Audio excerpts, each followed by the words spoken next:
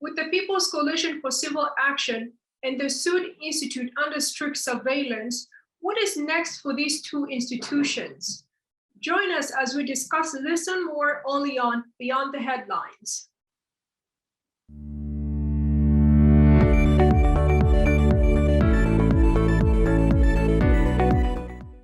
Our guest on the program is Mr. Awolich, a co-founder of the People's Coalition for Civil Action. Thank you for joining me on the program. Happy to be here. Thank you very much.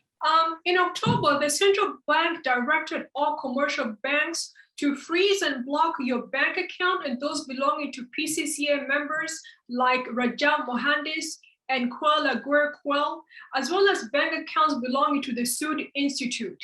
Why do you believe these measures were implemented by the central bank? And do you now have access to your bank accounts? The reason the government had to block the accounts of the members of PCCA and members of civil society at large was an attempt to prevent the PCCA and the larger civil society from doing what they said they were going to do, which was to mobilize the people of South Sudan and to punish individuals who are seen to be critical against the government. So that was primarily the reason they enacted, they made that declaration. They issued that letter blocking our accounts. And so I personally do not have access to my account right now. And my colleagues also do not have access to their accounts, as well as the accounts of the organizations that were named in the letter. And has there been any communication at all between you or a third party to try and negotiate with the government to reopen your account and those of the other PCCA members, as well as the SAIT Institute? Well, there has not been any communication at all. We have tried to get some legal individuals in South Sudan to speak up for us, but everybody is scared of being associated with us. So there has not been any formal communication. We know that Amnesty International issued a report recently on that issue, asking the government to reopen those bank accounts, but we have not seen any response. What we have seen, however, is that this past week, the SAIT Institute the president issued a letter instructing that the SAIT Institute be reopened. And so my assumption is that you cannot resume your operations with your account frozen. So I'm sure the SAIT Institute's account has been unfrozen. Yes, in August of this year, the SAIT Institute was closed down after you and other members called on the public to launch a campaign for political change in the country. What led the government, do you think, to reopen the SAIT Institute? And when will you resume your normal activities? Well, the government had been working with the board of the SAIT Institute to prove whether the whole organization was part of the PCCA or not, which it was not. This was a personal decision that I took and joined hands with like-minded, but this did not involve organization. So the government overreacted initially by closing down the organization, assuming that the whole organization had decided to do this. But it was my personal decision. So they have found that the organization was not entirely involved. It was not a collective decision of the organization. And they have also come under tremendous pressure to reopen the organization. So that's why, and with the report of the Amnesty International, which call on them to reopen the SAIT Institute and the other organizations, they felt that it was the right thing to do to reopen, so they did. As far as I'm concerned, as an individual, I have actually tendered in my resignation this, 3-4 days ago from the SAIT Institute. simply because I cannot serve the two organizations, the PCCA and the SAIT Institute, and they have conflicting visions. The SAIT Institute wants to provide an independent, unbiased research, objective research, policy research to advise the government. The PCCA, on the other hand, doesn't believe that the government has any capacity to be advised. There is no political will to take any political advice or any programmatic advice. And so we have chosen to adversarially engage the government. And so those two visions are not compatible. So I decided to become a political activist rather than a researcher. And so that's why I tendered in my resignation. According to the SAIT Institute policy, the SAIT Institute is an independent research organization that conducts and facilitates research and training to inform public policy and practice, to create opportunities for discussion and debate, and to improve analytical capacity in South Sudan. The SAIT Institute's intention is to significantly improve the quality, impact, and accountability of local, national, and international policy and decision-making in South Sudan in order to promote a more peaceful, just, and prosperous society. Now, with the reopening of the SAIT Institute, will it remain an independent think tank, as you mentioned, or will it be an extension of the government's objectives and become more like a mouthpiece for the government? Now that challenge remains with the board of the SAIT Institute and the managing team. If they decide to capitulate to the government to become a mouthpiece, then it will lose all the credibility that it has built over the years. However, if they remain independent, how long can they remain open? Maybe they will be closed down again because the government will be more aggressive in scrutinizing the messages that will be coming out of the SAIT Institute. So the challenge remains with the board and whoever will become the next executive director or managing director of the Institute to make sure that the Institute remains objective as we had envisioned when we co-founded it. Now, what is the board, or who are part of the board? What is it comprised of? The board is a very diverse board. It has the way we set it up is to represent the three bigger regions of South Sudan, 2 from Upper Nile, 2 from Barghazal, and 2 from Equatoria, and then 1 non-South Sudanese. So it's a 7-member board. And also we have decided that the South Sudanese part of it become 50-50 women and men. And so the chair of the board is Professor Pauline Riak. She has been the chair of the board for a long time, since this founding of the Institute. And we have Professor Leben Moreau from the University of Juba. He has been also with the board. And Honorable Atem Garang, he's been also a member of the board. And Professor Ajonya, Justice Ajonya Perpetua is a member of the board. The guy who was killed, Dong Samuel, was our board member when he was kidnapped in Nairobi and killed. He was our Secretary General of the board. So, and we have somebody called Brian Harding. He's an Irish. He's our board member as well. So that is the board that we have. So we have 1 MP, and then mostly academia, people in the academia are the board members. So anyway, so the board is diverse, and it's also, we think that is an objective board, but the goal is the people who run the Institute basically are the management and the researchers. So so the next manager must be somebody that that has the credibility to objectively and independently run the organization.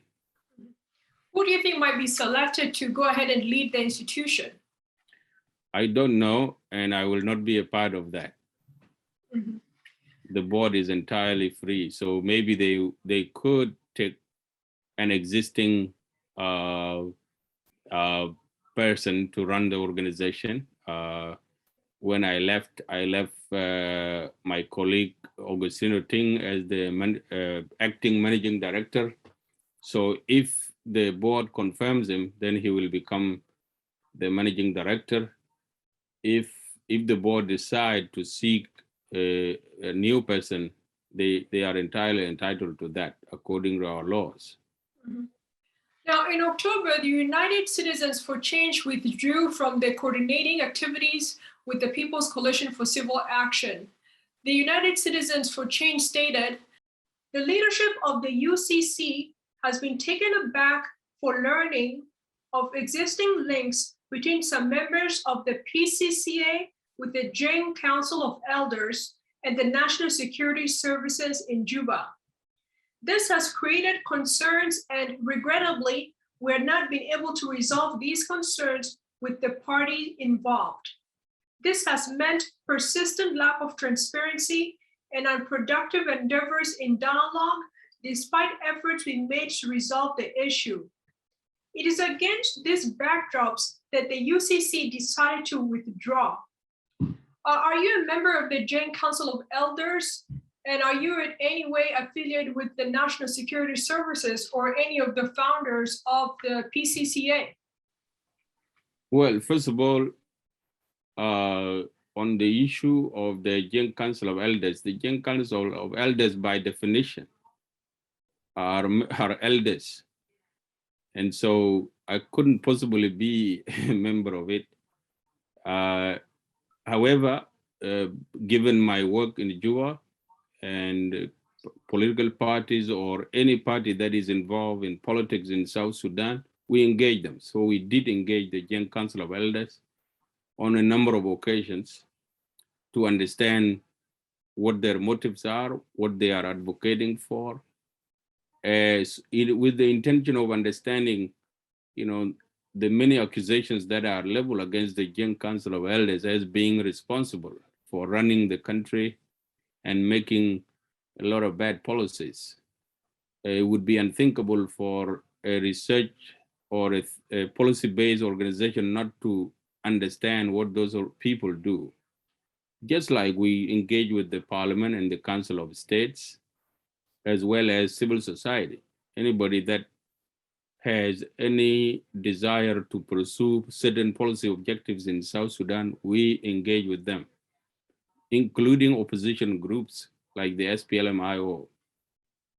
And so in that context, definitely we have had engagement with the Joint Council of Elders. But whether I'm a member of it, that couldn't happen because most of the members of the Joint Council of Elders are 70 years and over. Even people who are 50, I have not seen them being there. And obviously the leaders of the Joint Council of Elders, they signed their documents which they issue. And so it should be obvious who is a member there. But that has been a campaign that has been labeled against the PCC and myself in an attempt to damage the reputation of the organization. So it is not true. If anybody has something like that, they should produce evidence of it. But we have issued a statement, full statement in September, demystifying all the 10 myths that are leveled against us. On the national security issue, yes, one of our members is a former member of the national security who got in trouble after a letter that he wrote was leaked in the public, a letter that he wrote about the national dialogue. And when we made a declaration, he joined us. So for you to be an effective member of national security, you have to operate undercover. And all these things were disclosed to the UCC. So the real issue was not that there were links with the national security or with the Young Council of Elders. The real issue was there were disagreements over how to coordinate our activities. There were some members who think that we should join together and form one organization and a political party, and others said no. In our case as PCCA, we are not a political party. And so we are a social movement. And we would like to cooperate with anybody.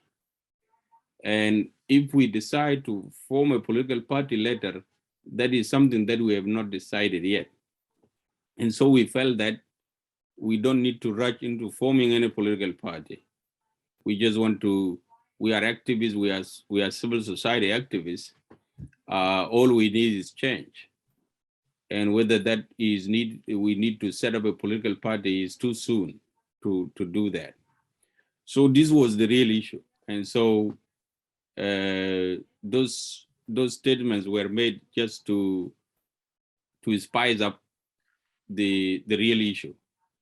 And we didn't want to respond publicly because it only makes us weaker as a group to have internal fighting and to go against each other. So we simply say to the UCC, okay, go ahead, make your statement, and we are not going to respond to it. And so I'm glad you asked, and I am able to clarify. Mm-hmm. There have been statements made that the decisions that you and the co-founders of the PCCA took was premature instead of waiting for the elections. And they've stated that eventually you're going to go ahead and become tired of your social activist behaviors and then eventually go back to the country and rejoin the government in some capacity. Is that most likely to happen? Because now they would consider that you have a dagger behind your back because you revolted against the government, but now eventually as many individuals, I mean, that's happened to them whereby they talk against the government and they eventually go back to the same government and their reputation to some degree has already been tarnished in the government's eyes. Well, in our case, we are not seeking political power. I can tell you, and any other South Sudanese listening, I was very close to the power. I was in the power. I can tell you that. And I was in the power through the work that I do. I have been to the power corridor. So if I wanted to cut a deal to get a position, I would have done that. And but I actually saw that there is no value in such power. Power that is not centered on people and their interests, but on individual interests, and without objective. You become part of a government that doesn't have a program and has no objectives, achievable objectives in a time period. Is not worth it. And so those who are claiming that we will just get tired and cut a deal with the government are people who have less understanding of what we are trying to do or have less understanding of who we are. They need to look at my CV and the CV of my other colleagues to be able to make those comments. Because people would say that, of course, you resisted it, but perhaps maybe there were other options out there, like the influence from the international community might have played a part in you forming the PCCA with the other members. And that is an insult to us. What I can tell you that I have been a revolutionary since I was 9 years old. I joined the SPLA when I was about 9 years old. And I have been a revolutionary since then. And I then made a decision again in May 2011 to return to South Sudan and live there for 10 years. That also is a revolutionary action. And so it is an insult for anyone to say that I had to be bribed by somebody else to speak up, either government or an international community member. I'm a very independent-minded person, and I don't get driven by other people's ideas. I only follow good ideas. As I had done with Dr. John Garang, I followed him with zeal because I believe in what he was doing. Since he died, I have not found anyone with the same level of commitment to the people of South Sudan than he was. And therefore, I have not followed anyone since then. And so it is an insult to me and to our colleagues, my colleagues, who are highly placed, to be told that they don't have minds to think on their own, and that they would have to be given ideas by external forces. We deny that, and we tell the people of South Sudan that they should take us seriously in our own right. You're currently in the US. What is your mission here in the country? 3 objectives. One, the group of South Sudanese were settled here in the United States in 2001. We have been colleagues since the late 80s, and we have gone through a lot for South Sudan. And so if I have decided to take more active role in political activism, I need to bring them on board. And they have to know what I'm doing and my intentions. Otherwise, they will not follow. And in any political activity, you need a constituency. So they are part of my constituency. So I have to bring them up to speed. And also to tell them that you have been paying the cost of government inaction in South Sudan. That you have been the one carrying the burden, having to pay school fees for children, feeding people, taking them to hospital, things that the government should do. And therefore, you should have a voice. So that is one objective. Number 2 objective is to engage with our international friends, those who have been supporting South Sudan, especially the churches, and to tell them that the project that we worked on together has failed on that aspiration of the people of South Sudan for democracy and development. And we have seen more suffering. And so we want to let them know that. And the intention is that they have to speak up still for the people of South Sudan. And the third element is that we have to mobilize some resources for the work that we are trying to do.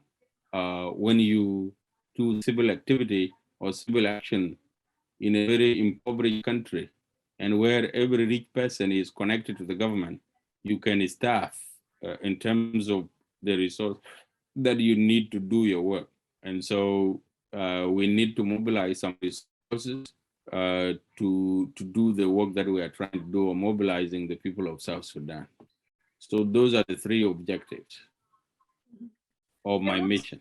What states have you visited so far, and what has been the reception of the public to your mission? I have visited the District of Columbia, Maryland and Virginia, Michigan, New York, Massachusetts, and the state of Vermont. And the reception has been overwhelming. Our people, they do understand that things are really bad in South Sudan, but the extent to which they are bad, they don't know.